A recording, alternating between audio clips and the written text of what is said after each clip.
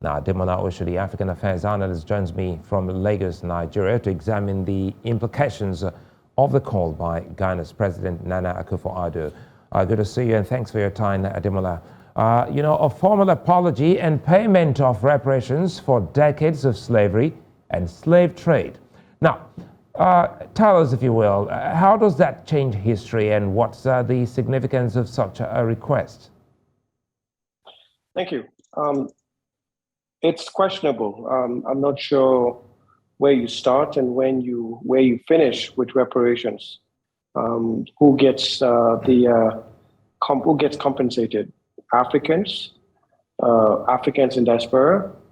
Where do you start? There've been generations of people that were, their ancestors were shipped out of Africa and reside in the Western Hemisphere. Do they get reparations? African countries themselves have gone through their own trial periods, internal crises based on colonial makeup. So it's rather complicated. There is definitely a moral justification for it, but whether there's a pragmatic solution is questionable. My suggestion is for Africa to seek debt forgiveness, and should also get export tax-free or tariff-free exports to the West as a way of assisting their economies. Reparations itself is something that slave trade ended over 200 years ago, maybe even 250 years ago. Where do you start?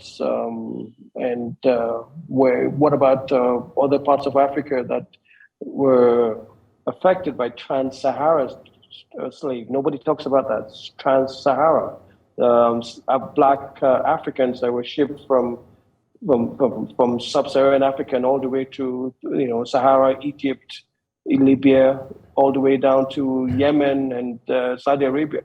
This happened alongside the European slave trade. So where do you start with that? So it's not basically an issue with Western or European-based slave trade. There's also an issue with trans-Saharan slave trade. Anybody that knows history in Africa will tell you a lot of Africans were shipped across the Sahara to the areas of North Africa, Maghreb, Egypt, Saudi Arabia, and other parts of Africa. Let me jump in here, Ademola, quickly. Ademola, sorry to butt in. Let me quickly jump in here because quoting the Ghanaian president in his call, he said the apology and reparations were long overdue and needed to be intensified. And the last time we saw, a big push on this was with the late MKO Abiola. Do you think this is truly feasible? I don't actually. I don't think it's feasible. I think it is good politically. It's good to basically sell that idea or to the West or even to the fellow Africans and say this is what is due to Africa for the years of slavery, and it's a very touchy issue, especially for the Black Americans, or should I say the Black ancestors. Black ancestry in the Western Hemisphere, the Caribbean, Brazil, etc. But it's not practicable. It's not practicable. The Ghanaian president may be saying this based on the fact that Ghana is a big tourist attraction for blacks from the Western Hemisphere coming to look at the slave trade relics, the castles, all over. Scattered over the coast of Ghana, Elime, etc. But it's a great tourist attraction. A lot of Black Americans go there. But how does that, in many ways, relate to reparations?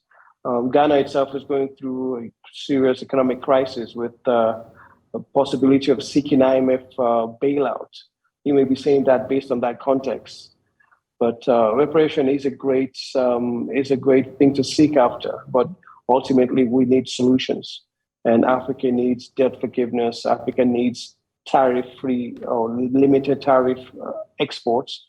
Africa also needs assistance based on the COVID economic crisis and the various security issues going on around the Sahel area of West Africa, Somalia, and also in parts of even Central Africa. That's what Africa needs, that assistance.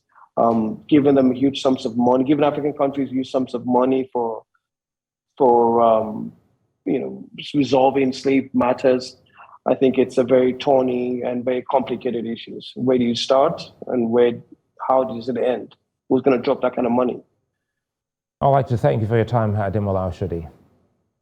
Thank you.